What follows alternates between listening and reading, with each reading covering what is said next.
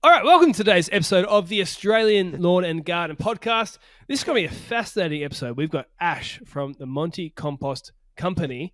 Ash, how are Hi. you going? I'm going good. I'm excited to be here and I'm really grateful for you having me. I'm keen to talk about this topic. It's my favorite one there is. You better hope it's your favorite because you've been working on this. We'll talk about this in a second, but I just want to set this up. I'm excited for this because I love small business stuff. I love inventions. I love technology. And you're kind of ticking all those boxes.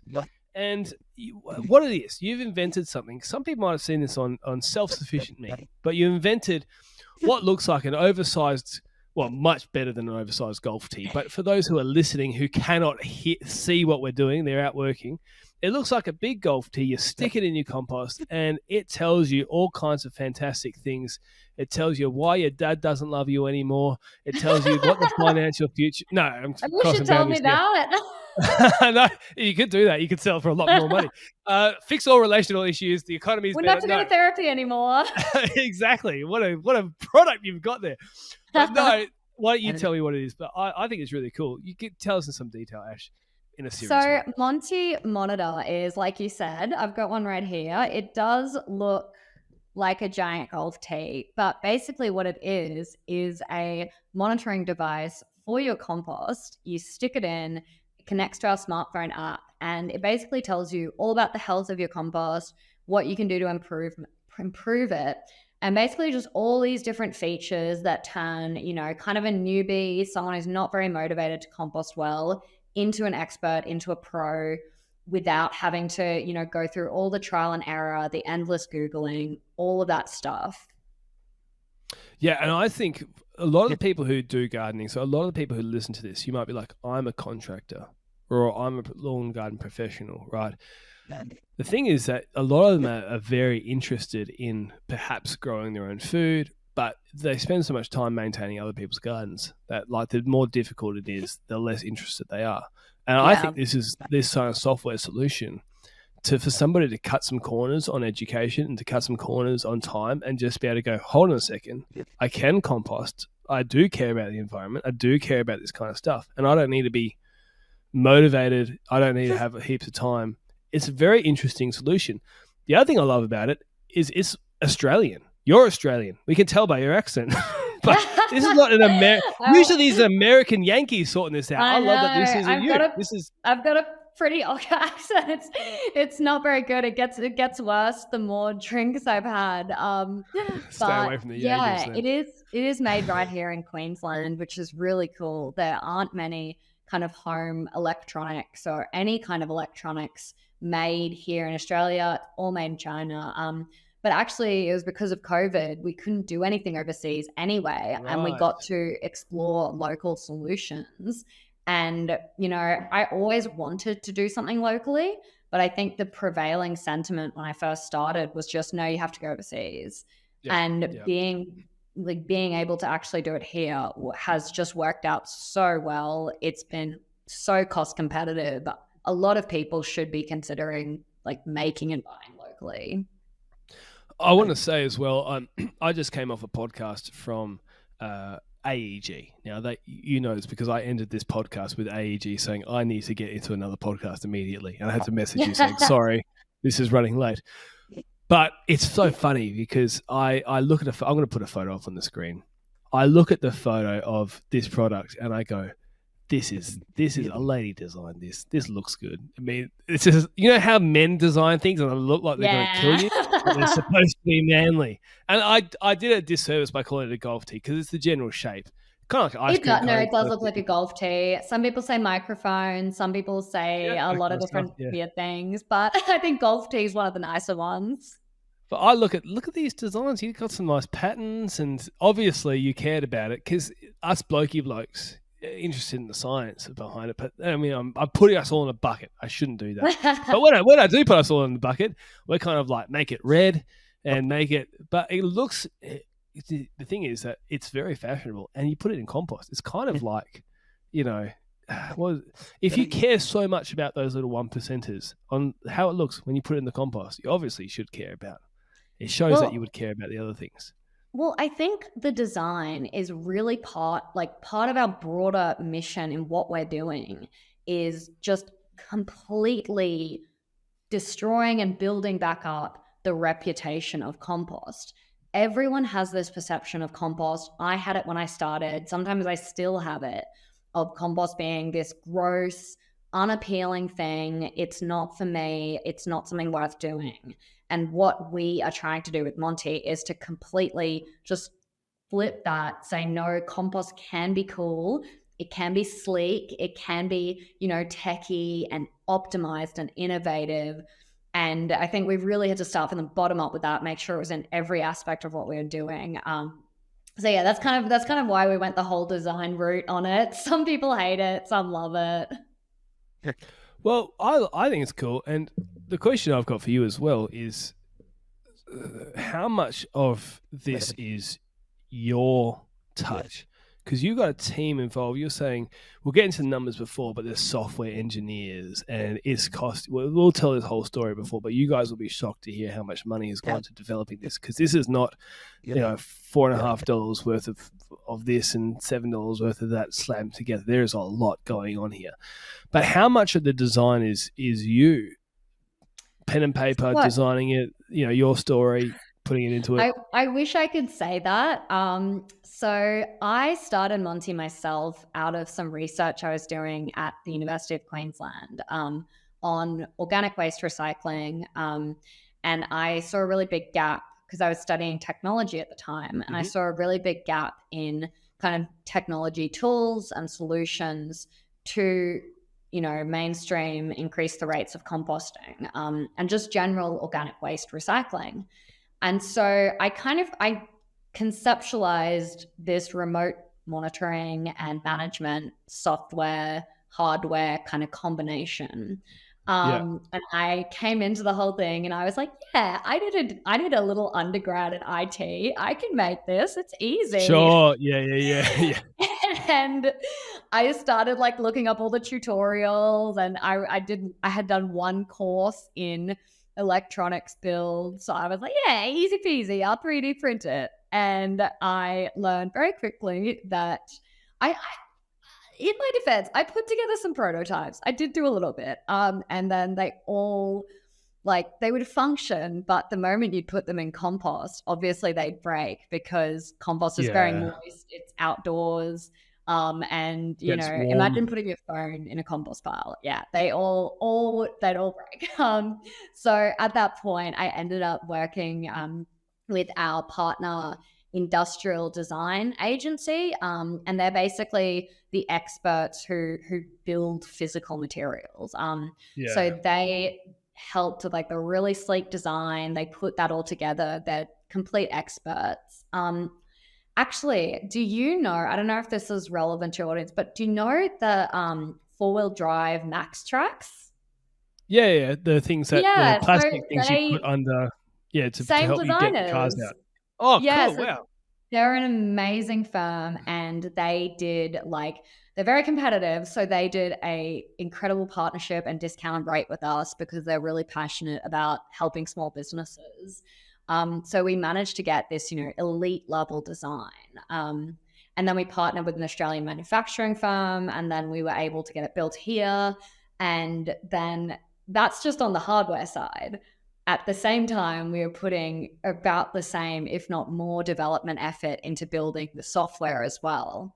I think a lot of people kind of flick open Facebook or Instagram and they're like, oh, the pictures come up straight away. That's how it works. Yeah.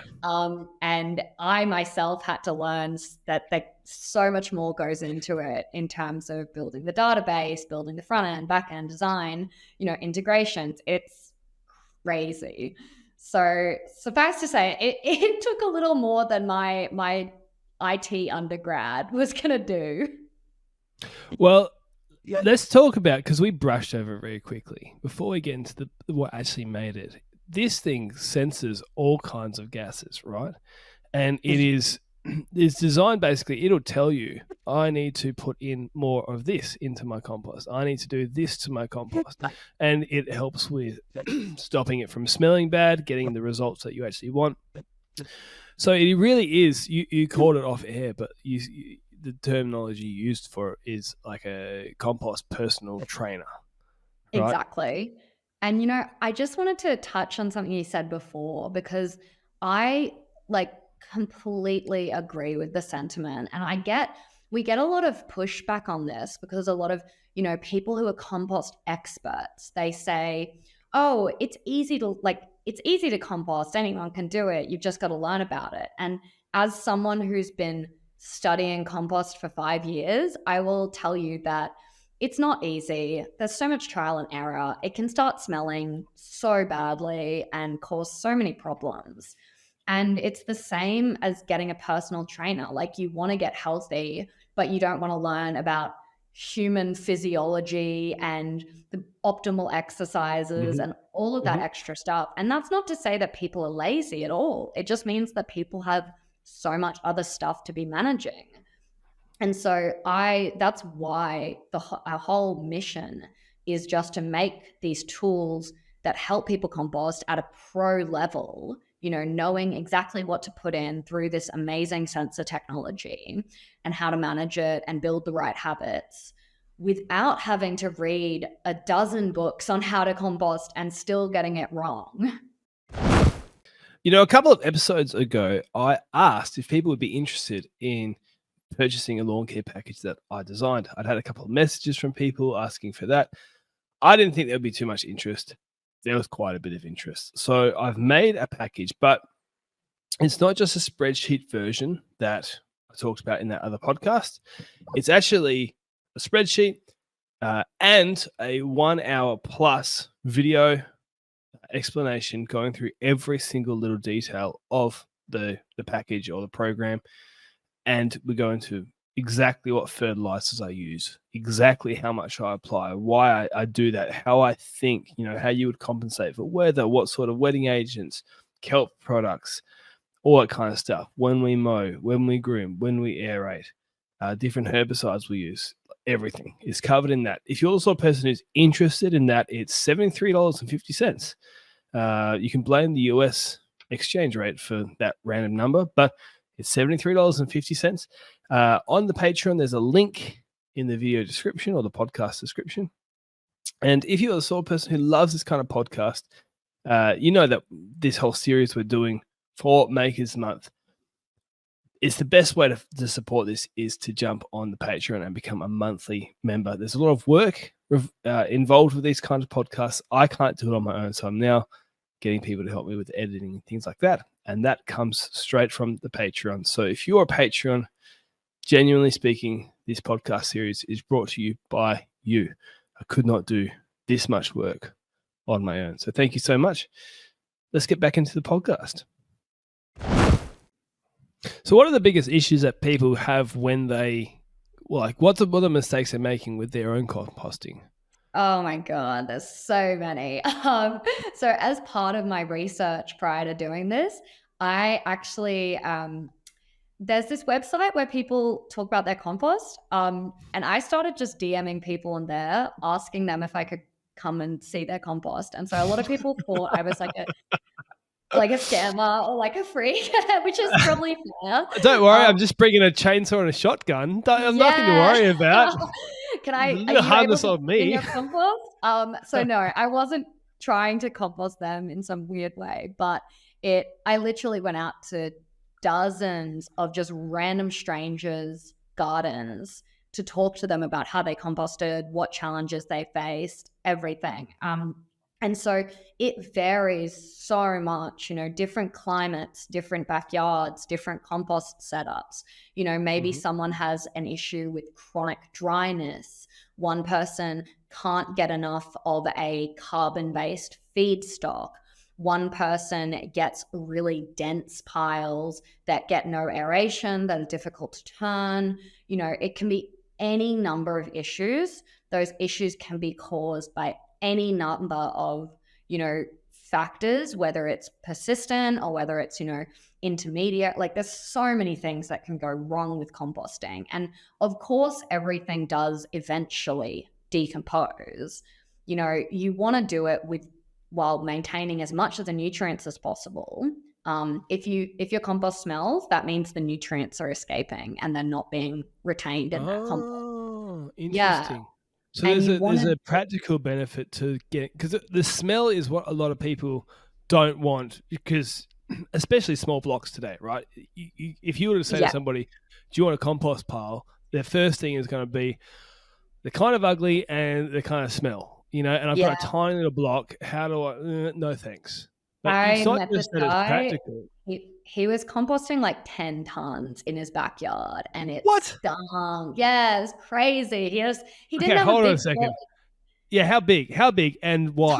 Tiny. It was like a small plot, and his garden was like 50% compost piles. And yeah, he had so many problems. Wait, So like even was he single and in his 40s? I'm getting a yes. picture of a.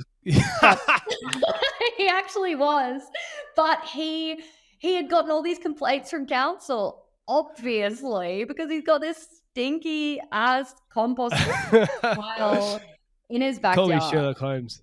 So Do you know I why mean, I thought about that? Sorry to cut you off, yeah, but do you know why I thought about this? Because I used to have a next door neighbor at my warehouse, so like where we store all our equipment and stuff. yeah. So very funny. I would like to say that we're pretty organized and professional in how we conduct ourselves, and our warehouse is nice. We've got like all these indoor plants in our warehouse. There's vines, like hanging baskets, and it looks good. Like for a gardening storage unit, well, it's bigger than that, but yeah. And then my next door neighbor is an electrician, very nice. And then next to him was this guy. I'll tell you about him in a second. And then next to him is a Pilates studio. And the Pilates studio and us are like the nicest looking. Everybody else is mechanics and things like that, right? But this one guy next to the Pilates studio was a hoarder, and he was probably in his 50s. He's moved out now, and it was the biggest.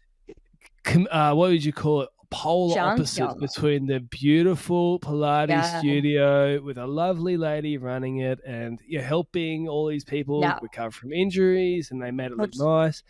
And then the junkyard with all the scrap metal and batteries and the car that's broken down. And it was like this guy had been single for a long time, and he needed a wife. He needed a woman to tell him, mate, you are gross. You are gross.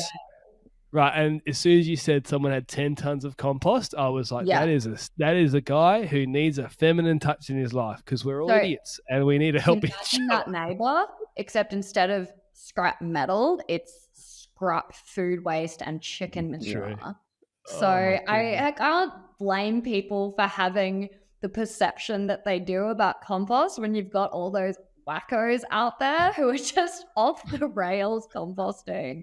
But we're trying to change that. We're trying to help people like that. How many Montys do you need for 10 tons? So it really depends.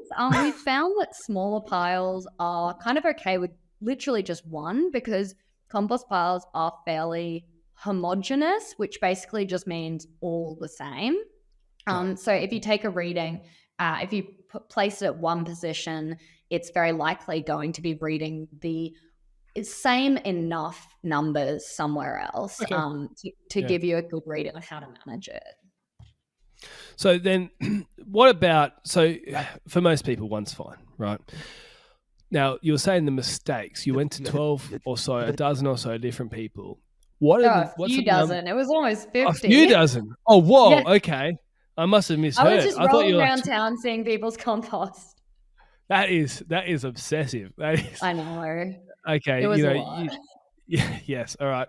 Well, how much? Just go. How many kilometers and how many? Okay, there's all these questions to go into. I know. But you must learn a lot from that kind of experience. So, what is the number one problem that people were doing? And I guess on the flip side of that, what is the number one thing that was causing success?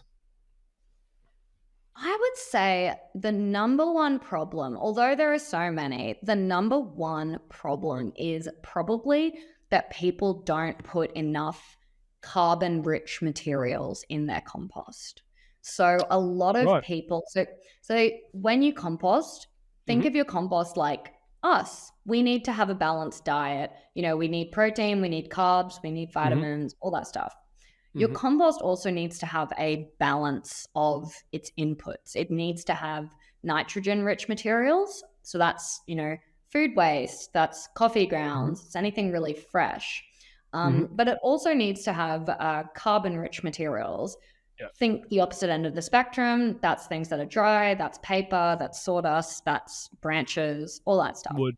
Yeah. So yeah, exactly. So most people, grass clippings as well they can be both actually. If they're fresh, grass clippings are a good example of, the whole spectrum. If they're fresh, they go in the nitrogen rich. If they're dry, they're the other side. Right. So Okay. yeah, so with composting, pretty much everyone in a city at least will have an abundance of really fresh organic waste from their food waste, from fresh green waste, so like leaves and lawn clippings that they've just gotten. And so their pile is going to be super high in nitrogen. That's going to lead to too many smells because your pile has more nitrogen and other kind of nutrients than the bacteria in your pile can digest. So what happens is it gets released as excess gases. Right. And so versus when you have more, and because it doesn't have enough carbon, that limits how much more bacteria can grow. So when you add more carbon, so that can be from so many different sources. Like I said, you can get it from like paper from your office. You can get it from, a local landscaper who has wood chips or something that they're not using. But I would say that's the biggest problem, is that people just don't have as much access to that carbon-rich feedstock. Also, if you don't want to go to the trouble of getting all that extra stuff, the bare minimum you can do is just go get a sack of sawdust from Bunnings every time your compost starts to kind of have an odor, or you put in some nitrogen-rich materials. Just put a cup of sawdust in as well to kind of balance it out. So that's what I would say the biggest problem that affects most people stems from. And then what was the second one? It was the flip side of it. Yeah. What was the stuff that was people were doing that were great? So it's tough because the people who were those expert composters that were trying to help people become with Monty, they are people who've been doing it for 50 years in the same backyard. It was all these 70-year-olds I talked to who've been gardening for their entire life. And the way that they've gotten there, the way that they've been able to know, okay, these are the days I need to turn it. These are the days that I need to add these materials. This is how I need to treat it. They've just accumulated that knowledge over decades of experience. And yeah, that's obviously not viable for a short-term solution. Yeah, well, the other thing about that is that there used to be this culture, which has changed, sometimes for better, sometimes for worse, where you have it like a homekeeper, typically the lady, and you'd have a full-time worker and the husband, typically speaking, and the wife would have to be, especially really back in the day, talking 100 years ago, they would grow a lot of their own food, and they would have to learn this kind of stuff because the cost of fertilizer or anything else was just through the roof. Yeah. And there was these skills that we used to have as a society, even just things like mending your own clothes or fixing your own stuff, growing your own food, all that kind of stuff. You used to have bigger blocks, bigger backyards. And I think that skill wasn't really passed down because we were like, no, let's get it from the grocery store. And then now things are changing. Things are changing where people are like, no, I want to get back. I want to grow my own food because I'm suspicious of what they're putting on my food, or I just want to. I enjoy it as a hobby, or I want to, I want to have something that I can, I guess, feel proud of or get involved with. And then even on top of it, the climate stuff as well. There's just all this sort of stuff. So I guess you're coming into that, helping people. Yeah, you're coming in. Yeah, you go. No, you're completely right. And, I think one of the reasons I got so excited when I learned about composting is because I had no background in it. None of my peers did. Like, I'd never come across composting in my life, which I know some people roll their eyes and say that's unbelievable, but it's true. Like, you're right. It's just not a thing anymore. And we talk to our grandparents, like, I don't know why, but I think our parents, the kind of boomer generation, just gave up on that kind of level of sufficiency gardening. And I think it's so great that it's coming back. But on that point about what our grandparents did, I love that you touched on it, because one of the reasons why they needed to have an expert and they needed to have someone who was great at composting was because they couldn't afford, or they didn't have access to cheap chemical fertilizers. So the only like option for cheap fertilizers that they had was compost. And the other thing as well about compost is when you use it, you don't actually need as many, if any, pesticides or herbicides, because your plant it has soil that makes it healthy enough to defend itself. So there are so many, and I think that's what I'm trying to bring back as well with composting is, it's great that there's a gardening boom. It's great that people are getting into it. I'm so on board with that. But it's the whole narrative definitely doesn't bring compost into it as much as it should. We need to be building up our gardening skills. But I feel like if we're still relying on all these inputs, all these different chemicals as well, all we're doing is just creating a bunch of new consumers instead of having this amazing resource that we can use ourselves. I'll touch on what you just mentioned there, because a lot of people will think you're going to oversell it. But we've had a couple of guests on who've already talked about those things, where when you have, so the two I'm talking about is we've had Craig Castry and Vasily, who are both edible food experts, do a lot of teaching on this sort of stuff. And the number one thing they're talking about these days is something called a BRICS rating. I'm sure you know about BRICS yourself, Ash, which is the nutrient density of the plant. And the conversation that they're often having around it is the more nutrient dense the plant is, the more difficult it is actually for it to be, or the harder it is for a pest to attack it. But also that nutrient density also prevents against frost and other stresses. But the nutrient density cannot, or at least as far as we understand, is not able to be replicated through fertilizers. Your fertilizers will produce perhaps a very appealing ornamental result. So bigger leaves, lots of growth. So for a lawn, perhaps a fertilizer might be a great addition, and cheap fertilizers, fantastic, a large area of lawn. But if you get a whole bunch of leaf growth on your spinach, for example, it doesn't necessarily mean that it's actually healthy growth. And if you're trying to eat something, right, and one more thing before you jump in there, Ash, is Craig talks about if you start fertilizing like a farmer, you also have to put down pesticides like a farmer, and you have to keep copying this stuff. And the farmers are really, their number one goal, unfortunately, is not to create something that has nutrient density, is to create something at scale to make money. And, I'm not against people making money. That's why people are getting into this hobby, or it might be considered a little bit more important than a hobby, but that's why people are getting into it, because of their health and they want to eat better food. And compost is a huge part of that. And people who love those kinds of podcasts, they're probably right into this whole conversation here. What was coming to mind as I was saying that sort of stuff? Oh, I am so happy you said that, because it's literally like my personal favorite benefit of composting. So the people you're talking to are absolutely correct. The more nutrient rich a plant is, the healthier it is. And it really is, again, it's so easy to make these analogies back to us. And it's like, if you as a human are not eating your full spectrum of vitamins, if you don't have vitamin C, you're going to get scurvy. If you don't have, iron, you're going to get anemic. It's the same as plants. But the thing is with these industrial farming systems, like you said, they apply huge amounts of pesticides. They harvest them after a single season. So it doesn't matter if they're long life, healthy crops, because they're going to cut them down in a few months.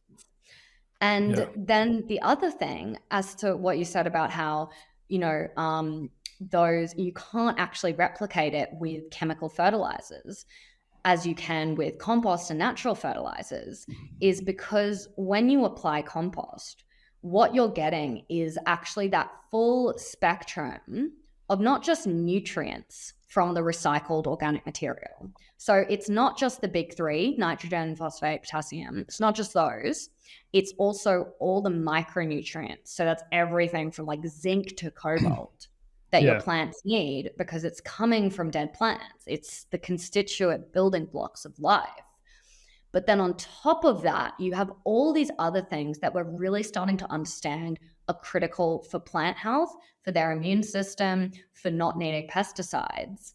And that's things like the microbial populations in the soil that you reinvigorate, the carbon, the humus, just all of that critical stuff.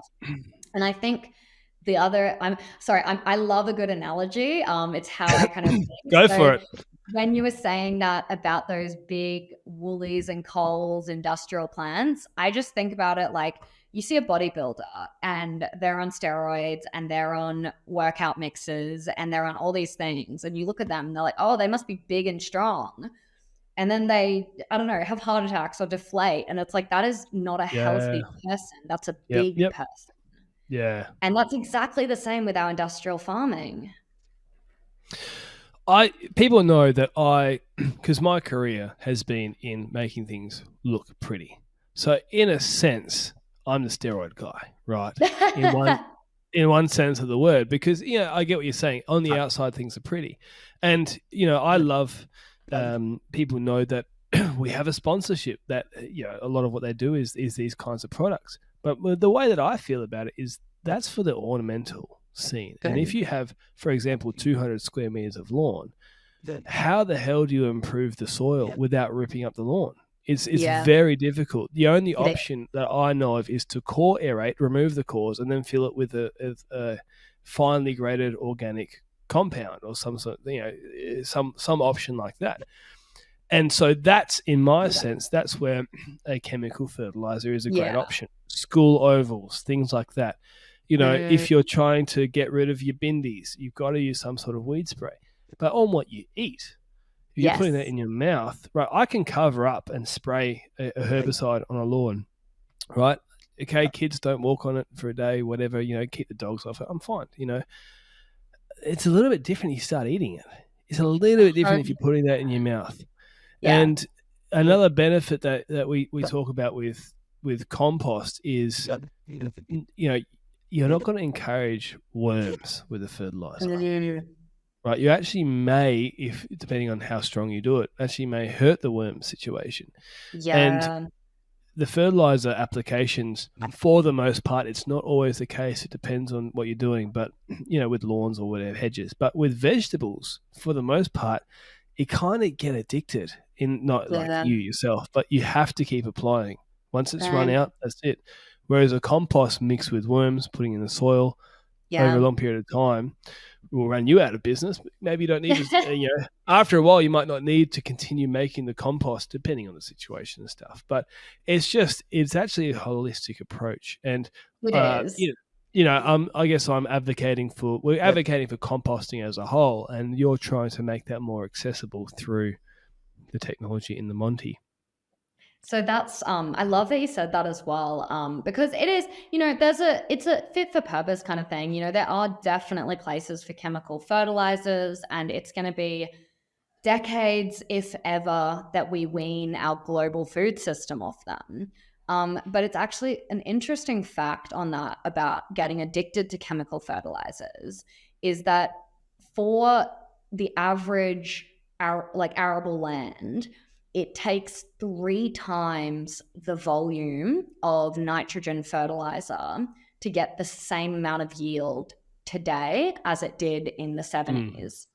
And the reason for that is it's because you actually have to supercharge in these other macronutrients to make up for all the micronutrients that have just been extracted after years of new plant growth, just trying to suck them out of the soil. Like, it's kind of, again, the same as if you're trying to get someone to get bigger, but they're not eating any protein or they're not getting their vitamins, you just have to pump them full of caffeine so they keep going.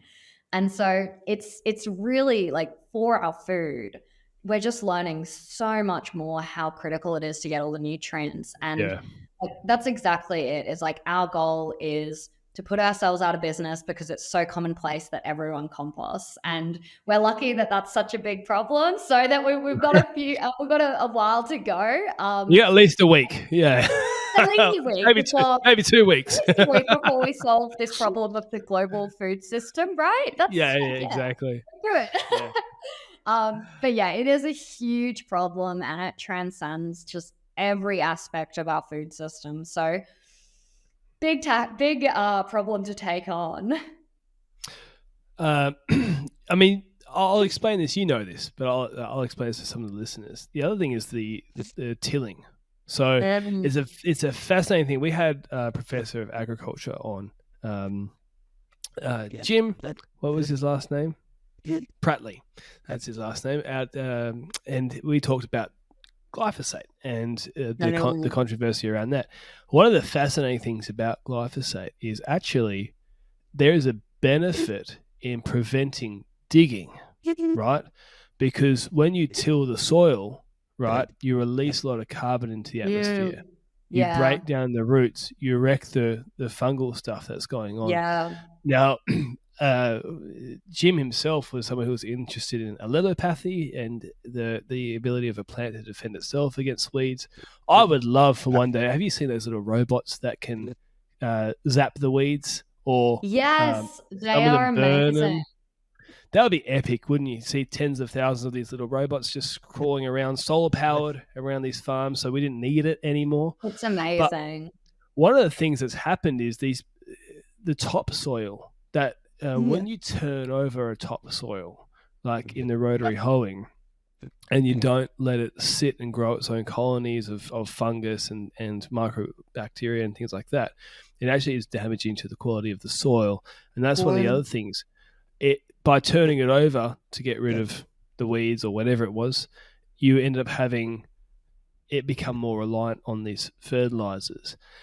And the monocrop agriculture side of it, just for economies of scale, you need a paddock because you can't have 3 carrots here and 4 potatoes there and 6 strawberries over there, whatever it is. And so there's all these things we're learning. If you look at how you would want to garden at home, one of the things you've got to get in contact, I'll send you the details, to get in contact with Craig Castry. The one he talks about is, why the heck couldn't you have lettuce under your roses? Why not? Why couldn't you have tomato growing up a tree, an olive tree, let's say? You know, a tomato vine, you stake it up there. Why couldn't you have spinach? I've got spinach I planted with my daughter 2 days ago on the weekend. I've got a 2.5-year-old little girl, and I was like, squash it down. I meant the sides. She started on the sides and then straight hand over the top of the entire spinach. So that one's going to struggle. But, spinach next to the lamandra that's out there, which is next to an ornamental plum, which is next to an actual plum. You know, it's like all these things you can get. I've got olive trees out there. We've got grass, lawn. And by having all these different root systems and plant systems, you actually encourage more diversity within the soil. Wow. Again, compound that with the compost, compound that with great, practices. And you have a rich environment where you're getting pollinators in your. One of the things that Craig was talking about is, of course, if you plant 10 lettuces next to each other, what have you done? Or cabbages, you say cabbage. All you've done is put a massive neon sign out saying, "Cabbage moth, come eat me," And there's all these ways. Isn't that interesting? It's a fascinating way of looking at it. And so we thought that gardening was complicated because we had to learn from farmers. And farmers have these problems because they have to make it on a scale. And the simpler you can make it, I think, and this is part of, we'll talk to technology on Monty in a minute, but it's interesting to think about these things and go, hold on a second, you can make your Yeah. own compost. You can plant tomatoes under trees that you have existing, or you can plant, your spinach. And for me, I don't know about you, but there's a couple of go-to veggies. Spinach is one of them. Right? Like, I buy spinach on a weekly basis. Yeah. Why the heck would I not just grow it and cut a couple of leaves off every now and then? Exactly. Rather than pay Woolies like $8 for like tiny bag that has, like you said before, no nutrients in it. I got to hook you up with these guys because I reckon. Definitely. Unfortunately, they're down in Victoria and you're up in Brisbane. So, and I'm in WA. So we're all in different, essentially, continents. It is a bit of a bummer. And I got to say, Brisbane, love it. Born and bred. I love Brisbane. Go Queensland. But we're not the best state. Like, Australia's already not the most kind of progressed country when it comes to promoting gardening, promoting these sorts of ideas. And Queensland is probably one of the worst. So yeah, like Queensland, for example, has the lowest waste gate fee at landfills. So we have some of the lowest rates of waste recycling. Some people from New South Wales truck it over the border because it's so much cheaper in Queensland. So it's definitely been an uphill battle. Maybe I should have just shifted down to Melbourne to keep this going. Or maybe you're exactly where you need to be because they needed your enthusiasm. Yeah, that's tell me about this. So I feel like we keep touching on the actual Monty, and then we go off this rabbit trail to actual composting, and then we come back and so recap the Monty. You stick it in your thing. I should get a photo up. Stick it in your thing. I'll pull it up. That sounded inappropriate. I'll use it as my microphone. Yeah, exactly. I want to get a photo. Here we go. For those who are watching on YouTube, and these are nice photos. Well done, whoever your marketing department is. Is that Christina I was talking to? Department is one amazing part-timer who does the job of about like 50 different people. No, I didn't get her name wrong, did I just then? No, it's Christina, yeah. Yeah, I was going to say, I second guessed myself. And, no, you got it. No, hi, Christina. Thanks for helping organise this. What a very beautiful photo you've got there, professionally taken. That is your Monty being shoved into the compost pile there, doing its job with its elegant little holes that us blokes would have just made circle and drilled with a drill bit or whatever it was. So it goes in there, it's sensing everything. Now, it tells you on your phone, right, where you're like, you need to put some more of this in. I'm sensing too much of this gas. Chuck some of this in. I'm sensing not enough. Is that kind of how it works? That's exactly how it works. So I'll actually pull it up now. I've got my demo account that our software developers hate me using because I've connected to you're meant to connect to 1 or 2 or 3 monitors. This is my like demo account that I always use. So I've connected to about 50. So it's always freaking out. But I'll get it set up and I'll show it to you. But basically with the Monty here, what you've got is you twist off this part, comes into the top. I'll describe it for people listening. So the top of course. So most people listening. The top of it comes off. The bottom of it is just a hollow stem. And all the smarts really live up here. So you can see if you're watching, and if you can't, you've got a whole bunch of really cool sensors. They're all very intelligent. And what they smell, or they basically breathe the air that's emitted off your compost pile. And what they detect is temperature, humidity, and this whole spectrum of gases called volatile organic compounds. Does a couple of other things, but those are the metrics. I think my mother-in-law could classify. I think my mother-in-law could classify as a volatile organic compound sometimes. I think that's a good one. I'm going to start calling a few people in my life that. That wasn't very fair. My mother-in-law's actually like quite nice on the spectrum of mother-in-laws. I'm blessed. She's volatile between nice and amazing. She goes. There you go. She fluctuates between the two. Exactly. No, in all seriousness, Jenny, you're actually pretty good. So back to this. I just wanted to get a joke in there, people. But volatile organic compounds is what you were mentioning. Yes. So basically, they're all these gases that make your compost smell. So those metrics, you shove it in as far as it can go and Okay. breathes in the sensor. All the air goes past this little sensing point. We have a bunch of electronics in here that take those readings every 15 minutes and then upload them to our kind of back end where we analyze it. And then we have a really cool smartphone app that connects to it. And this is it here. Yeah. So There you go. for the people who can't see it, it's just got a little icon of the Monty. It's connected. And I'll see if I can do this. I'll send you a few screenshots afterwards that you can maybe put up. Well, what I'll definitely do is most people who see this, they would have seen an Instagram post or a Facebook post that reminded them the podcast is coming on. I will put some photos in that. So if you're listening to us on Spotify, you can just jump on the Facebook and have a look, and we'll have some app photos up there. Thank you so much for picking up on my podcast noviceness.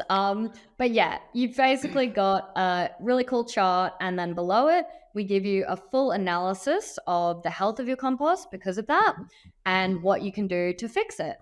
The app also delivers notifications 3 times a day, customized to your compost. It gives you weekly email reminders. You get achievements based on your composting.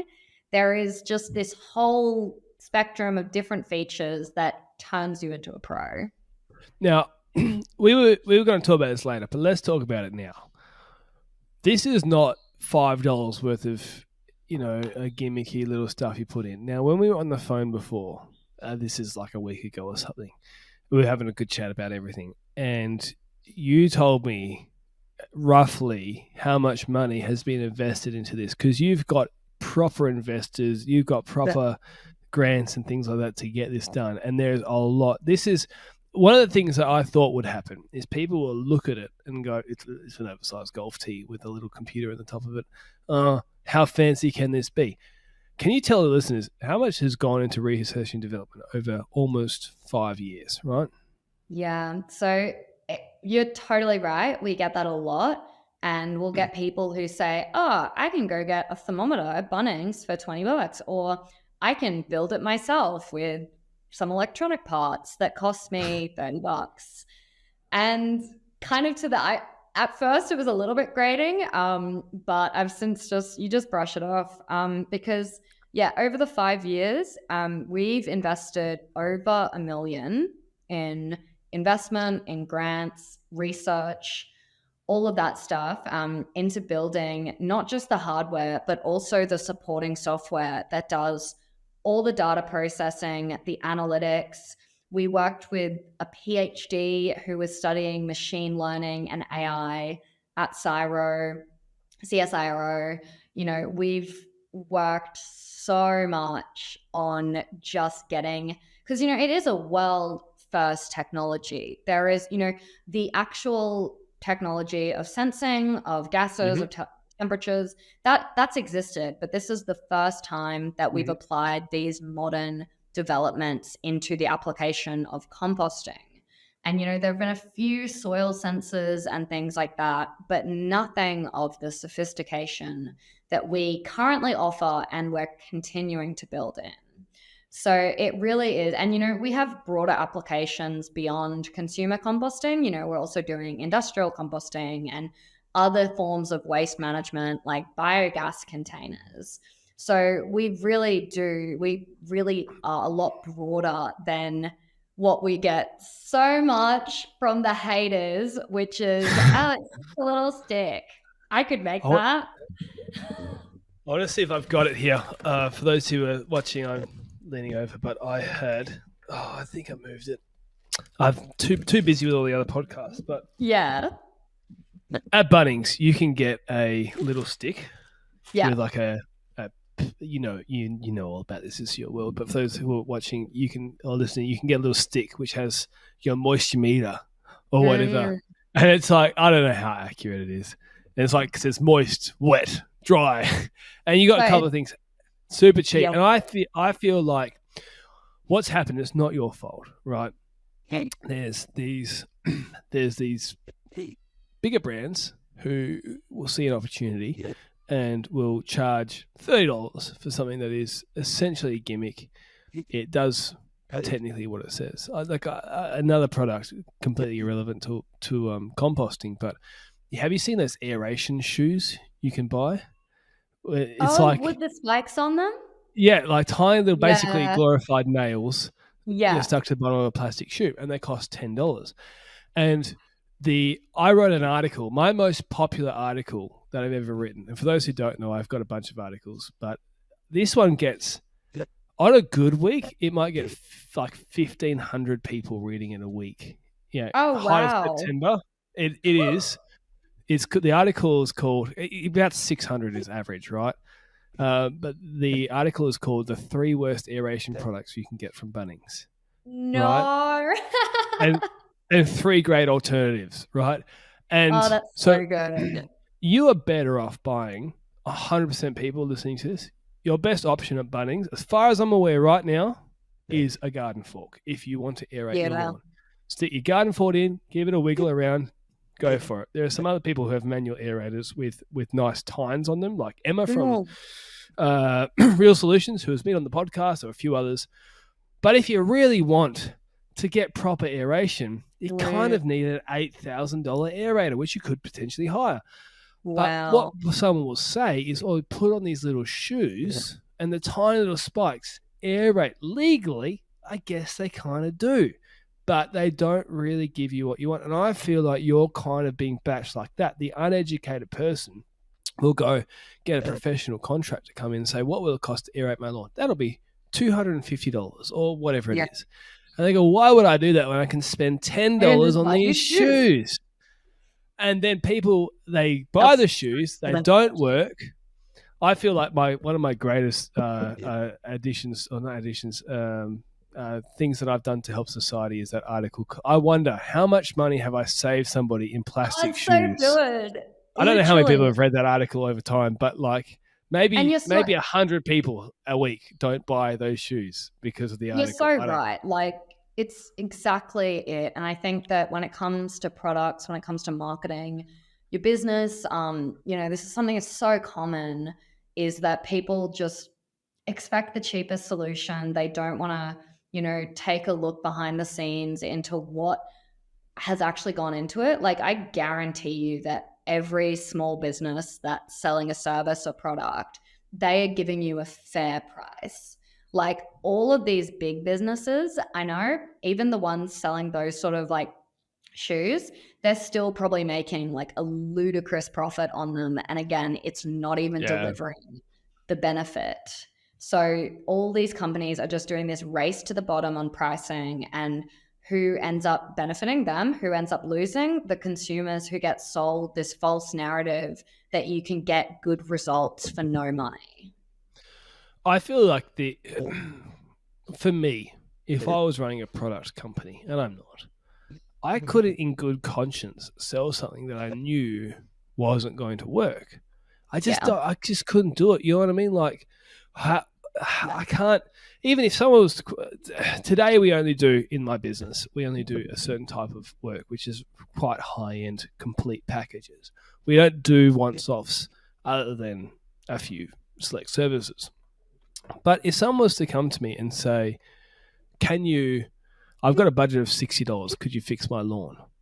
Right? There'll be somebody out there who, I put $5 worth of fertilizer down and put $55 worth of labor on top of it, make some good money. And for the next 2 weeks, it'll look like I've done something pretty good. And then by the time that you've paid the invoice, then the fertilizer wears off. You need a program. It's like a weight loss pill, right? Yeah. The reality of being fit and healthy is you need to, with anything living, plants are living, you need to have an ongoing thing. I can't just go and aerate your lawn once and fix all your issues. I can't go and do this, which is why I decided I'm only going to do these programs.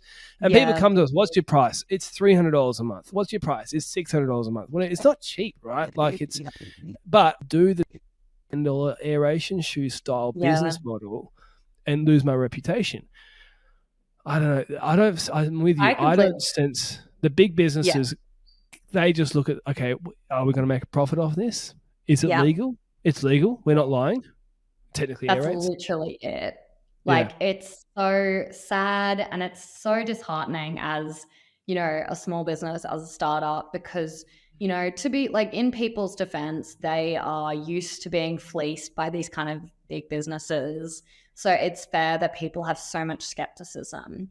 But it's so true. And it's kind of funny. Like, in a way, Monty is an ongoing program because, you know, part of the cost involved with the Monty is the fact that we have this app and we have this program of making you become an expert composter. And there is so much investment that goes into that continually and has gone into that.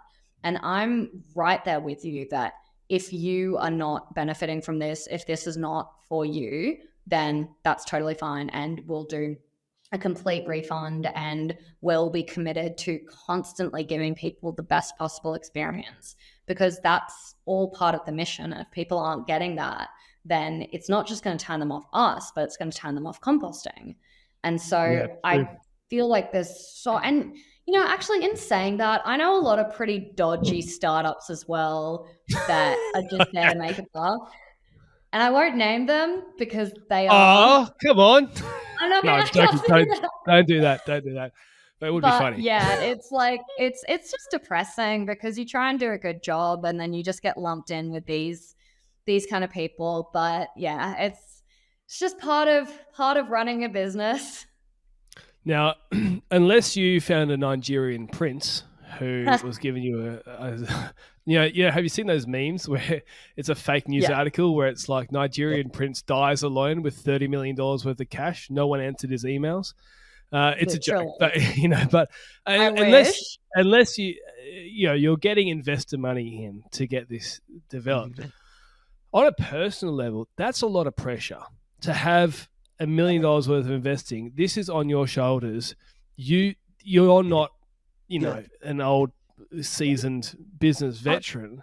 You've got this pressure and you're going, man, there's a personal level of weight. It's not just, I think you told me off air that you kind of feel like this is a child in the sense that you absolutely love it. And also you're kind of sick of it sometimes because it's been your life. How does it feel to have the pressure and trying to make a business work and, the investment? And I don't know if people breathe down your neck asking for return. I don't know. What's it like? So it is a lot of pressure, and all of our investors are really good, and I think the ones that have invested, their mandate is it's a long-term investment. I'm not going to get my money back for a long time, if at all. So the interesting thing about tech startups is that they have such a high failure rate. So a lot of these investors going into it, they'll put in small amounts for them. They'll put in, 50, 100, around there. And then that's kind of an amount they'll put that amount into 10 companies and one of them will get the return to justify the others.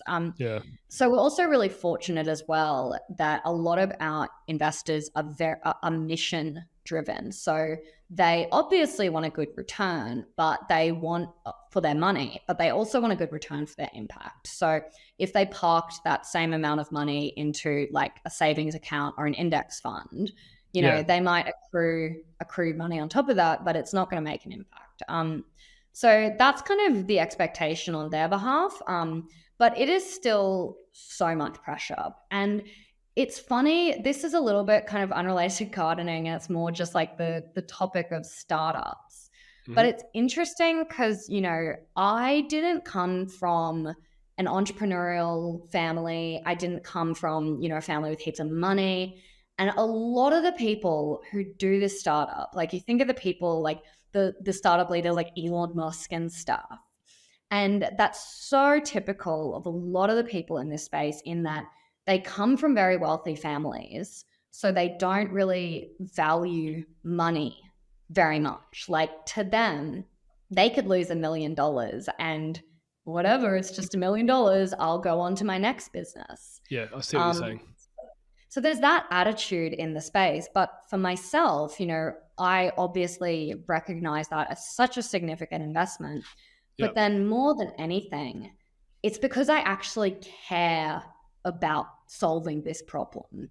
Like Yep. I, at my core, all I feel like my biggest driving passion is sustainability and helping create more sustainable societies, environments, gardens. And this is such an amazing opportunity to do that. So, if I fail, if it's not just disappointing some investors who like already were prepared to lose their money, it's not creating a solution for this huge problem. So I think it's a lot of pressure, and I would say it's more from that perspective. But it's the kind of thing where you just it's like chronic pain. You just get used to it after a while. I get it. As someone who's got a chronic autoimmune disease, I understand that. You, in business, you get these moments where, because it's very common for people to be like, this won't work. And it's kind of like a prediction where you look outside and there's no clouds. It's like, it's not going to rain today. It's like, well, of course, there's no clouds. And of course, most businesses don't work. Thank you, genius. It's, and thanks, for the encouragement. But you also get moments where someone believes in you.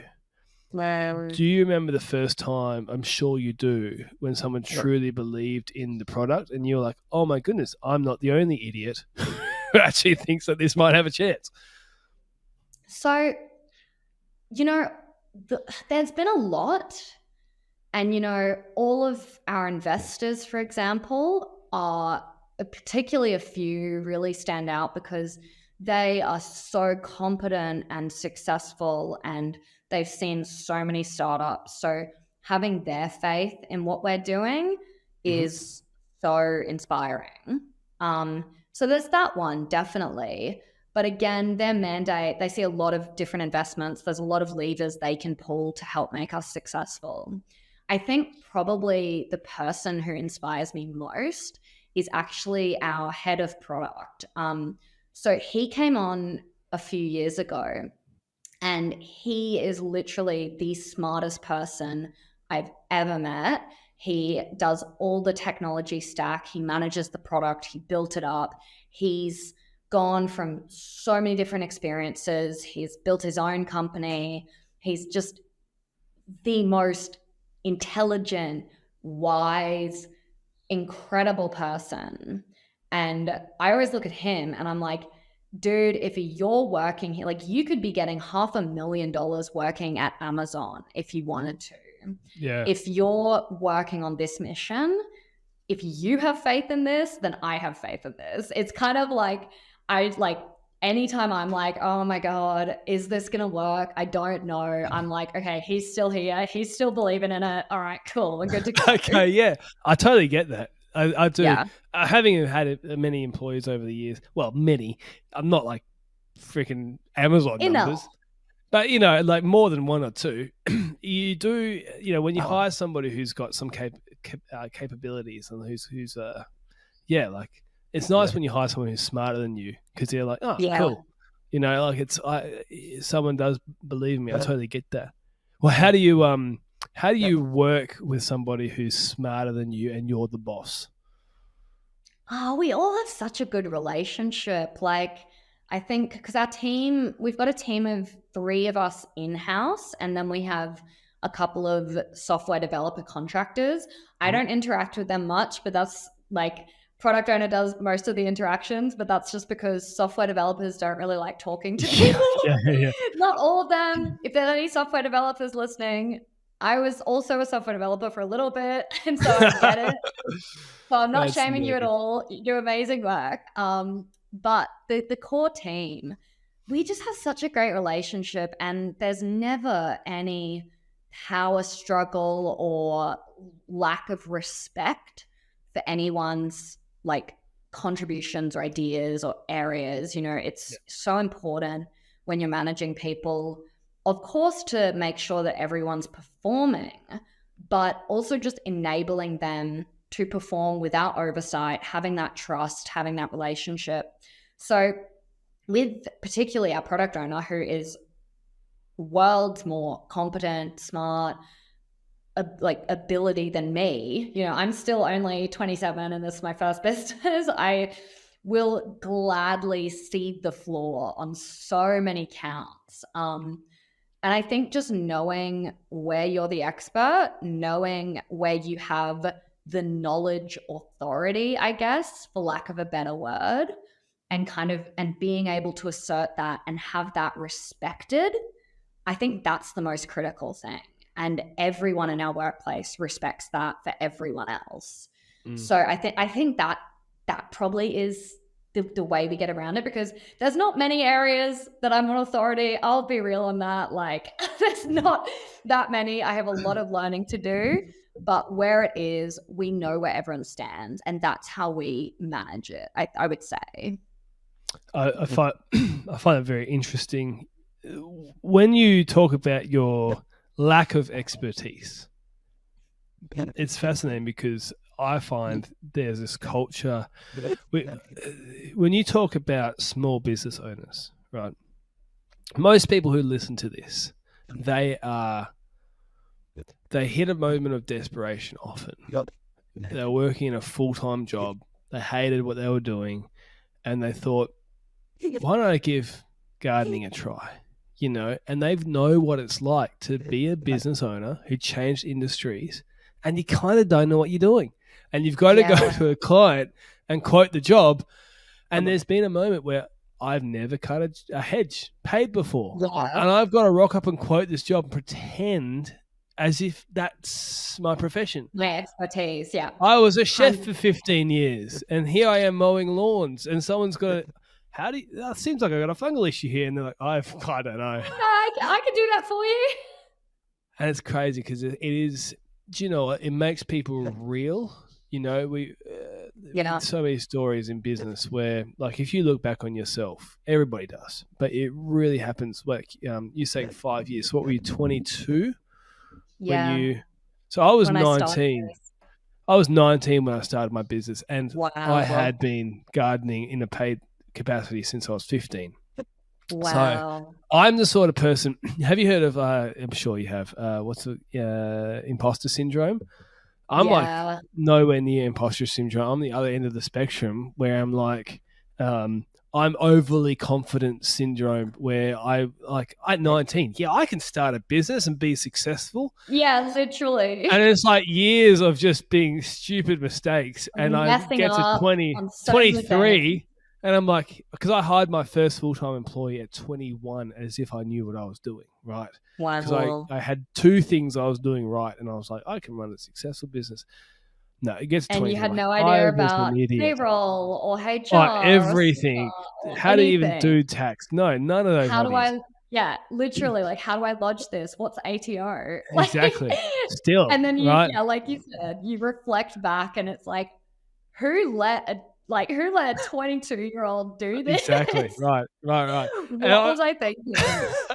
And you don't know what you don't know. So you go down this path, and what's the best thing about it is if you have, do you know who Seth Godin is? Have you ever read anything? So fantastic author, lots of business books, great on marketing. I'll send you some stuff later. Right? He is the guy who invented the idea of getting something for free, like an ebook, but you have to give your email and then you get marketed through the email. He invented that whole concept in the 90s, right? So very, very forward thinking, kind of like he had an internet business before the World Wide Web, right? So very innovative sort of guy. And one of the things he talks about is failure is fantastic as long as you can play again, right? The failure that is bad is when you go out of business and you cannot start again, or you cannot redo a business, and you completely leave. That is the death failure you don't want. But little failures, I'm jogging something. Because it's so funny because I see this in the startup world. It's probably the same in just all businesses. But there's been kind of like this idolization of failure from the perspective of, it's totally fine if you completely fail. liquidate your business, make 100 people redundant, and wow. whatever, I'll just go on to the next thing. And it's like those like little failures, mistakes, or even big failures, all of that is it can be amazing, and it's an opportunity to learn, and it's an opportunity to do things better, but only if, like you said, you're able to get up and give it another go.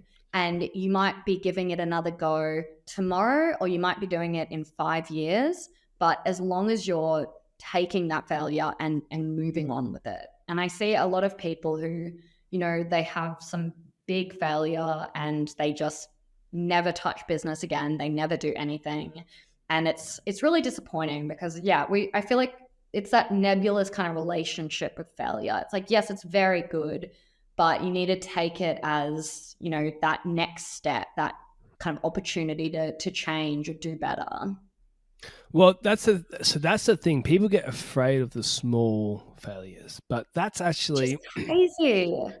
Well, what you're doing, right? So no one's done it before. So how the hell are you going to expect to not fail? Like if you got it right, it's oh my God, I love that. It's kind of like so. I talk about this with. Wow, I actually love that because what we're doing is so new. And I see so many companies that are just kind of like existing business models, and you see them get it right every single time. Whereas like, this is completely new. This is the first time I'm doing this. Of course I'm going to fail. So I think about it like, so this is the difference between university and starting your own business. And I say university in terms of university straight into a job, right? Because you went to university and then started your own business. But so the classic one I will talk about is being a teacher. Now, my sister is a teacher. My auntie is a teacher. My father-in-law is a teacher. So this is not insulting teachers. But what happens is when you teachers never leave school. Yeah. Do you know what I mean? They go to school. Yeah. They go to kindy, pre-primary, primary school, high school, university, back to school. And then they never leave school. And what that means is the path of their life has been trodden before them. So what they're like is if I say, so you're in Brisbane, right? Let's say, okay, here's a real story. It's a side thing. I am the oldest son of 8 generations of a convict who was their first son. I don't know if I told this on the podcast before, but my family is actually from northern New South Wales, right? I'm the first born in WA. But do you know where Tweed is? Of course you do. The first white person ever born in Tweed is my ancestor, right? Wow. Because the convict, when he got out of his sentence, became a logger, and they were chasing redwoods, and they were sort of pioneers, and they went up and blah, blah, blah. Wow, that is really fascinating. So if people want to Google this, if you go and look at, there's a business called P. Smith and Sons Real Estate, which is one of the oldest family businesses in the country, which is my family business. Started 5 generations ago. Story. So what I'm getting at is there's a difference between saying to a pioneer, I want you to go from Brisbane to, the mouth of the Tweed River when there's no roads. Yeah. No one's ever done it before, right? Yeah. Okay. Now, if you want to go from Brisbane to Tweed River, it's 45-minute drive or 50 minutes or something like that. Like, I mean, I was there at Christmas, but I can't remember. But it's like less than an hour drive. That would have taken years, right? And so what happens is a pioneer who no one's trod the path before, no one's done it, let alone built infrastructure, right? So somebody makes the route. So someone chops down all the trees, finds the path. There's the route. Somebody else keeps walking that path. So the first trip was gets easier and easier.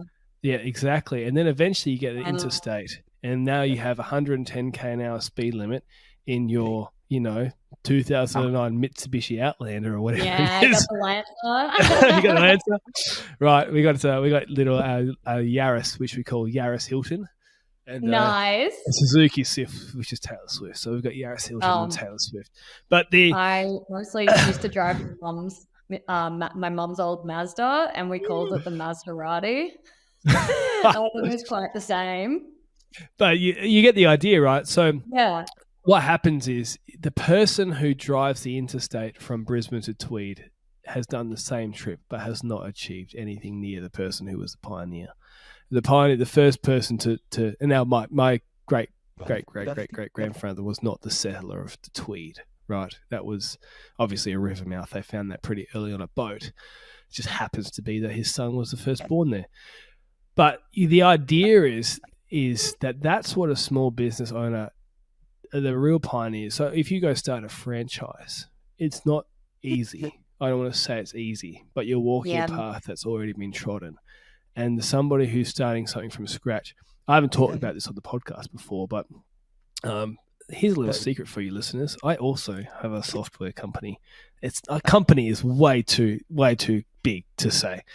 We have a small operation where we are trying something and have been working on it for 3 years. And you may find out about it in maybe a year. So you can just wait, people. Watch the space. Exactly. It's how to make a Zinger box online. All right. So for those who I've been buying so many Zinger boxes, I wanted to 3D print one. And I was like, how do I do this? No, that's not it. It's a joke. It's got I would invest. Gardening industry. You would invest, of course. If I had any money, I would invest. And then we'll put it into kebabs because that's the next thing. And then donuts, all right? It's got to be. Yeah. How can we make these things healthy? That's what it is. No, it's joking. It's about gardening. And look, people, don't send me emails. I'm not answering anything. But it is so hard. There's nothing else that exists like what I'm trying to do. And the amount of money, I don't have outside investors, the amount of money you got to put into it, and then it might not work. And then you have problems. And software people, as you are well aware, people, if you don't understand, if you're dealing with software people and you don't have money, they're in another country and they don't really speak English very well. And it's so difficult. And then you try and tell them something. And then you got to hire somebody as a mediator between, not mediator, that's not the right word, but we have somebody on our little small team who is a software person. And Australian software people cost a hell of a lot of money. Oh, it's so bad. So it's not easy. And you're walking down this path to do something that could probably make the same amount of money as if I just got a Subway franchise. And you're like, what are you doing? But there's meaning and purpose to it. So you keep pushing down this path. And it's also, to be fair, it's fun to try something new. But I can totally understand. I don't have $1 million of investing behind me. The pressure you must feel to be like, and I haven't told many people about this at all. There's a small group of people who are aware, but it is not for sharing it. But yeah, it is a lot of pressure. It's just crazy. And like you said, software, any kind of really novel technology that you're pioneering. So yeah, if you ever want to chat about that offline, I'm sure I can give you some insights. But it's just so incredibly difficult. And then the more people you have relying on you, the more pressure you put on yourself. And I think about it rationally, and it's like, I'm not going to, we're so lucky being in a developed country that it's like, I'm not going to starve if this fails. I'm not going to be... I'll get my self-grown food from the compost pile that you've got with your monkeys on it. I'm not going to starve. But you won't. It's still that extra pressure. And it's like, you just want to do people proud and you just want to solve this problem. And so it can definitely be fun at times. But then at all the other times you kind of look back and you're like, oh my God, I'm walking along the edge of a cliff and I really don't want to fall over. No, it's stressful. Or I don't want to stumble. I feel like it's like you're flying a plane, right? Yeah. When the plane it's got no fuel and you're just trying to get to your destination and you're just touching the tops of the trees. You almost hit the ground. You're just trying to get there because the money situation. I had a chat with one of our guys, our only guy, right? Because we were having problems with a software developer from a different country who it was somebody we could afford. And I said, oh, look, the language breakdown is just so difficult, right? And what would it cost to get, just tell me, what would it cost to get someone in Australia who can do what we're doing? And he was like, full-time, $150,000 a year. And I was like, okay, not doing it. Not doing that then. Yep. I've got 6 peanuts and a Hungry Jack's Stunner Deal voucher. Literally. It's crazy. So yeah, a lot of work goes into it. And, this is the same for so many of the things that we interact with. So it really does give you a renewed appreciation for what has to happen to build, these amazing products that eventually get out into the world. Oh, it does. And then this is the whole thing about let's talk about monopolistic practices. Yep. So, I knew you were going to response from our phone call before, but what happens, people, is you have these motivated founders who sacrifice everything, and then 5 years in, somebody comes across and let me tell you a story. Did you know that the patent for the machine that slices bread, okay? Because bread used to come in loaves and used to slice it by hand, right? It was 11 years before the guy who invented that patent sold the patent, and it was Wonder White who bought it, and they paid him peanuts for it. Wow. So it was an inventor who invented a system to slice bread quickly, efficiently, in one hit, right? So it could be mass produced, and didn't sell it for 11 years and made no money from it. And how much money has Wonder White made, or all the other thing, from having some sort of system? That's what happens. As a founder, hopefully we're not speaking a prophecy over your future.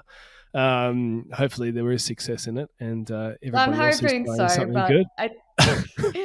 That is really crazy though, but it does happen all the time. And I think that's why it's kind of like, if you want to have the mental fortitude to do something that's so pioneering in a business, like, it can't be about the money, like you said, because you could be a amazing success like sliced bread has been and reap none of the financial rewards. Yeah. And you just have to be okay with the fact that, well, at least the problem's being solved. So, I could eventually walk away with almost nothing from this. And and as long as it was a success, I'd be happy, because that meant that people were composting. And at the end of the day, that's all the motivation, unfortunately, we need and right now have. Well, it's I can say it's a difficult thing. And do you know what's really frustrating as well is, you'll be all over this, patent laws, man. Oh, so yeah, we have a patent. It's insane. Like, the whole process is... Okay, how much did it cost legally for you to get your patent? Was it an easy, simple one? The whole process has been 25,000, I think, more. Yeah, exactly. And that is only registering it in the US. So with a patent, you go through 3 stages. You go through something called a provisional, you go through an international, and they only last for like 2 years. And then you have to decide which of the 200 odd countries you're going to lodge your patent in. And you have to pick right then and pay right then. And then on top of that, most patents are actually worthless as a legal defense. It's just that when large companies infringe on it, they have more legal staying power than the small businesses who may own the patent, because they don't have the money to defend themselves in court. So it's a whole crazy world out there, and I'm just trying to help people compost. So it's pretty wild, like bringing it back to that kind of confident naivety you got to go into this sort of thing with. But we're getting through it. The other thing as well, people, is software solutions are often not patentable. So if it's purely software, because it's kind of like, and I understand it, because if you were like, I made Facebook, but we have a green background instead of blue, I'm going to patent that. It's like, okay, you're ripping off the system, right? Yeah. Or Facebook's like, we're going to patent your whole idea of social media. Then you have a monopoly, right? So they kind of, software is so hard. A physical object is a little bit easier to show, because code is, but it's so hard. And I looking into this. and just touching the surface, you've gone through the whole process. You could. So let's talk about big business stuff. Here's what happens, right? For those who are not aware, somebody heads up success. The gold standard for products is Bunnings shelves because of the distribution, right? You get into Bunnings, right? And Bunnings are going to be like, you cannot, I don't want to talk about down too many brands because I don't really know stuff as in specifics. But let's say you have a product that is a certain organic fertilizer and they go, you need to stock our shelves as part of your agreement. If you do not get the stock, you may lose your agreement. If you lose, because Bunnings doesn't want to have empty shelf space. They need to be making money from their shelf space all the time. And they go, so if you do not have supply, we're going to have problems and we may kick you out of Bunnings completely. What does that mean? Yeah. Those businesses need to make sure the supply is always going. What happens when raw materials start? Okay, you water down your product just to get it on the shelf still. And so then this big business thing, whereas if you're selling individually, you can say, sorry, people, we're out of stock. Come later. So what a big business does, they will go, well, let us, we can guarantee to Bunnings that we'll have the product all the time because we have the ability to stock it up and have it there, blah, blah, blah, blah. Bunnings goes, fantastic, we're going to make more money. Whereas little old Ash over here, I don't know if you ever talked to Bunnings, but little Ash over here is like, a little bit. It's pretty crazy. I cannot possibly fund that because that's another $1 million. I have to buy $1 million worth of products to cover my backside. Yeah. You told me before. What does the stamp cost just to stamp the plastic? The assembly or? You said, the mold. Sorry, you're telling me. Oh, the mold. Yeah. So the mold, everyone looks at it and they're like, oh, that's just a little bit of plastic. But to create the plastics needed to withstand composting conditions, we have a mold that's like $70,000 and that gets like molten plastic injected into it and then it hardens and that's just the mold itself. Then there's loading it in, setting it up, doing the injections. It's really expensive. And then when you bring it like you said to Bunnings, and I won't focus on Bunnings too much because I don't want them coming after me. But no, you want them on your side. I know. Every big box company though, like firstly, they will have those crazy stocking clauses. Mm-hmm. Then they have certain ones, I don't know all the details about Bunnings, but some of them have, refund policies where you have to front up the whole refund, the rebuying process. And then all of them will have really long payment terms. So let's say you get all your stock, like you front up all your stock. It takes you 3 months. You've got to pay the invoice at the beginning to get it made. And then you finally get it on the shelves. There'll be a period of 30 days, 60 days, 90 days before the retailer like Bunnings even pays you out. Yeah. And then that's if you sold out on day one. And that's not going to happen because not enough foot traffic goes through to do that. Obviously, that's like part of it. So a lot of them will only pay you once they get paid. So most small businesses can't afford that. It's crazy. And you think about how many shops and how many. So let's say I'm going to make up some numbers for easy maths. People don't take this seriously. Let's say it's $100 cost per unit because it's nice and easy maths, right? And each Bunnings, how many? 1,000? Yeah. Right? I don't know. I think there's 400. 400. Okay, so 400 units. So 400 shops. And Bunnings is like, we're going to stock, we need 20, right? Yep. In every one. And then you need to have 20 spare for every one. So let's say 40. Oh my God, it's stressing me out just thinking about these numbers. So 40 times 400 is 1,600 times 100 is 1.6 million. Is that okay? People double fact check me on my maths. I'm not going to get my calculator. I'm pretty sure that's correct. Yeah, crazy. $1.6 million, and then you've got your refund policy on top of that. So it would cost you, I don't know, to stock Bunnings. I'm going to make up a number and say in my imaginary thing because I made up the $100 cost. People, it could cost $5 million because it also does not just a product. Who are the team stocking it? How many Yes. vans do you have? Because Bunnings doesn't pay their employees to put it on the shelves. You need to pay people to put it on the shelves. And this is incredibly difficult to start. And then the other thing as well that people might not know about Bunnings is, and any of these shops, Coles, Woolworths, whatever, Yeah. they think about profit per square centimeter of shelf, whatever it is, per meter of shelf, right? So if you have a very fast selling item that takes up a very small amount of shelf, right? Bunnings can have a small amount of profit on it because over the course of the year, they make $1 billion on that shelf space. Whereas for a slow selling item, which is what yours would be, because it's a very niche product, they want to make a lot of money per sale because you're not going to sell as many units. So take screws. Screws, they can make 1 cent off because they're going to sell 1 billion screws a week. Whereas I actually hadn't thought about that before, but that's exactly it. That's why they do it. Yeah, wow. Yeah, so exactly. So the markup price on things that move quickly is less, and the markup price on things that move more, because why wouldn't they just have the entire shop be screws then? Because that's where they make all their sales on.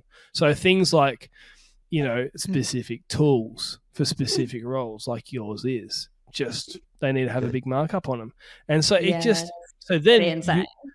you might need to sell it at, so how much does it cost to buy, by the way? We haven't even talked about that. Hour and a half in. The official retail price is $199, but we actually have a Black Friday sale right now.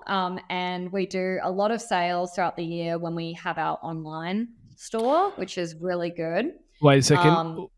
I need to pause you there because this will not come out for a few, maybe a week. Sure. When's Black Friday? I don't even know. Is it this Friday? I think it ends like the 24th or something. Oh, this will come out before the 24th. You'll be fine. Oh, great. Okay. But we do sales like all through the year. And so like, especially if you sign up to our mailing list and do all of that stuff, like that marketer you mentioned said. But yeah, so that's what it retails anywhere between $149 to $199. And then when you consider doing something like retailing it at a large big box store and they're talking big margins, like greater than 30%, you honestly have to, at an early stage, question whether it's cost viable, whether it's beneficial. I know this was a beverage product, so not Bunnings, but again, all of these big box retailers are very similar in their tactics. But these guys literally just wanted to price out a competitor. Mm-hmm. So they sold every single unit at a loss just so that they could get more shelf space. So the business world of products really is crazy, and compost monitors are no exception. Well, do you know what fixes all this, people? It's podcasts and other forms of independent media. But this is the whole thing about so the other thing is the Bunnings might need a markup. I was just going to add very briefly, a Bunnings might say your $200 retail price is not enough cherry for us. We want a little bit more slice of the pie, so it must be $245 and 21 cents. Yeah. And that means that you feel it's hurting the consumer because they have profit demands. So look, that's the problem. You got to stay independent, sell it independently, and then how do you reach enough people to cover up your $1 million cost? You got to sell 5,000, don't you? 5,000 units to cover your cost. It's funny. I am so pro independent media. I think it's so much better. So it's funny how we've actually seen a lot in. You mentioned journalists before. Oh, journalists do things for free. No, they actually don't. You can buy an article in Forbes or in the AFR or in the Courier Mail. Like, you can get a feature write-up as long as you take out X amount of money in advertising as well. So there's no independent media anymore in terms of what journalists crank out. So I'm such a big supporter of what you're doing and of this whole ecosystem. So here's the thing the other thing that people don't know is I don't talk about too much, but we talked about it on the phone, is my website, Silverstone Gardening, the articles that we do. I've written like 50 or 60 articles over 5 years. And because of that, I get 15, 20,000 visitors on a good month, right? I don't make a cent off that because I haven't monetized it, right?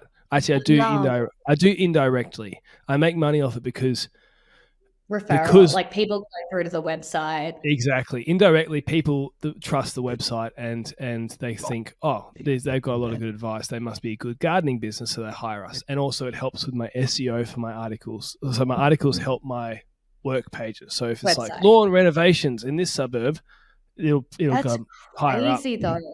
But I've never monetized it. Yeah. I could get money from that. It's so commendable. But also, I write articles like the misleading things that Bunnings does for seeds. Because if you go and buy, I don't know if you know this, if you go and buy kikuyu seed at Bunnings, right? It's 80% ryegrass. And the reason is that ryegrass will seed and germinate very fast. Kikuyu doesn't. And so what happens is you put these seeds out and in 7 days you've got grass growing and no one knows the difference. But then what happens is if you plug up a patch with seed, right, you end up getting rye spots throughout your lawn. And then people call us and go, why is my lawn all weird and different colors? It's like, well, you bought a Bunnings seed packet, didn't you? And they're like, yeah, how did you know? And you've seen it a million times. If you go to, there's a buffalo one. I can't remember if it's still there. This is another one of my articles. I think it goes 100 reads a week or something like that, right? So I'm saving some people the hassle. I feel like it's a moral obligation. But if Bunnings was like, we're going to put ads on your website. No, they're not. You know, like. Oh, did they reach out and ask you? That's so funny. No, they've never reached out. But I'm just saying hypothetically, if they were like, oh, let's try and put some ads on. Well, now I can't really write an honest article about how the lawn aerator shoes and the seed things. And I'm not against Bunnings. I spend a hell of a lot of money at Bunnings, right? Yeah. It's the profit incentive that they have kind of forces them down a path that isn't great for the consumer, you know?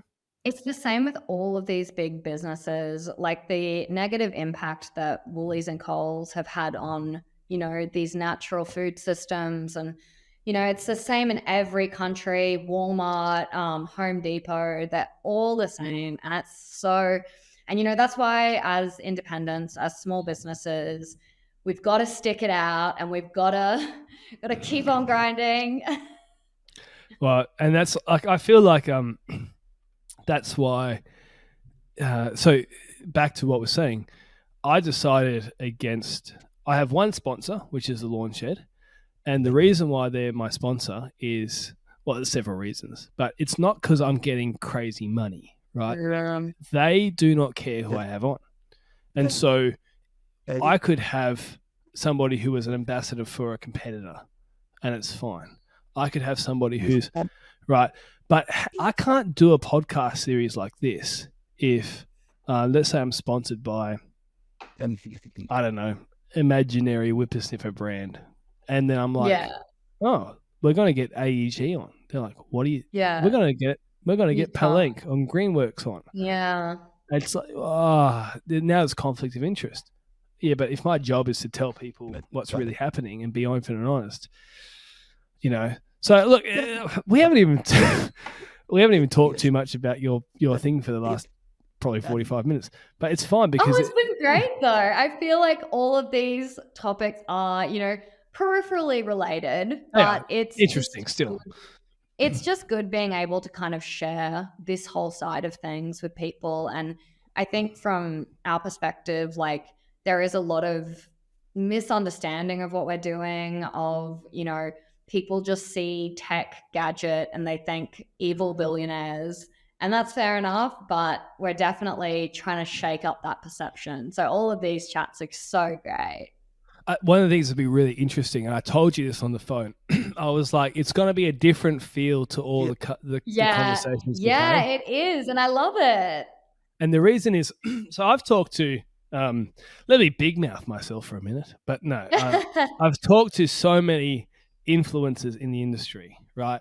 And the interesting thing I've found is the ones who come on the podcast, right? They are they're in the same lane that we are. They're in such agreement. So I'm talking with, I had a phone call with Tim the Lawnmower Man yesterday. And I told you about before. He's kind of like, how do I say this? We were talking about a certain brand that didn't agree to coming on this series. And he was like, yeah, man, they're just difficult. They're hard to deal with. I did a video that included one of their mowers, and I'm not giving anything away because he's done about 75,000 different brands mowers. Of course, yeah. And it's just, they're not, they kind of don't believe in the small guy. You know what I mean? And it's kind of like, it's all about numbers. And then you get somebody else on, and people will tell when they're listening to this series, the business, like if they've sent the head of product development, right? It's like they care. Like they see this as like, we're going to talk to 1,000, 2,000, a few thousand small business owners on a podcast for an hour and a half. Here's our best guy. They care about the small guys, and like you, okay, you're coming on, you feel like this is, we're doing you a favor. You're doing, this is interesting, right? People are interested, right? We haven't even told people to buy it yet. You haven't been like the whole time, you must buy my product. What are we by here the way, for? Everyone, got to go through it. No. Actually, seriously, if this is a thing for you, you should go buy it. We want to make 5,000 sales, so she covers her investment cost at the end of this podcast. Do you know the other thing as well? And I'm serious about this because here's what you said. Mark from Self-Sufficient Me, who I have very briefly talked to and will hopefully one day come on the podcast, just not anytime soon because he's very busy. But he's so busy. But I'll mention you next time. We've talked to him, so we're friends. No, we're not actually. He's such a legend. I love his stuff. He was very nice when I was sending him some messages. But you basically had to force him to do a kind of deal that he made money from, Oh, yeah. Literally. So when he was always wanting to do the video, and he used Monty for over a year before he was like, you still need to fix these bugs. You still need to do this. You need to get it to this point where I'm confident to recommend it. And he went through all of that. And he was like, oh, it'd be great if I could give a discount to my listeners. And I was like, 100% discount. And we want to give you a commission as well. And he's like, oh, you don't have to do that. It's totally okay. He actually, we actually had to tell him like, no, we want to do this to you because it's for you, because it's such an amazing, thing that you're doing. You have such a big platform, and to be on there, it's such an honor. Yep. And it's like anyone watching the video, you can tell that he is giving his authentic opinion. He's like, this product is actually not for someone like me because I'm already an expert composter. Like, this is something that's awesome for new composters, for people whose compost isn't working, who need something new, who need some help. But if you're already an expert, probably don't need it. Like, that is an honest, genuine recommendation.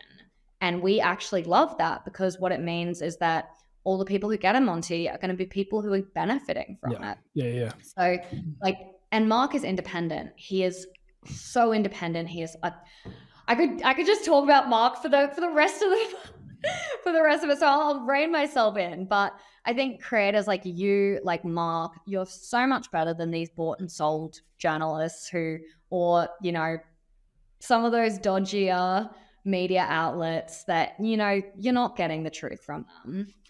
Have you tried, this might be controversial, have you tried Better Homes and Gardens? Have you tried contacting anything like that? I'm getting the eyes. I knew I was hitting a vein here. I'll tell you a story as you're preparing yourself emotionally to dig yourself a hole. I love making things out of wood, okay? the recording desk I'm on here, the wall behind me, like all sorts of stuff. I love making things out of wood. It's very satisfying to me. So I have a lot of drills that I've bought over the years.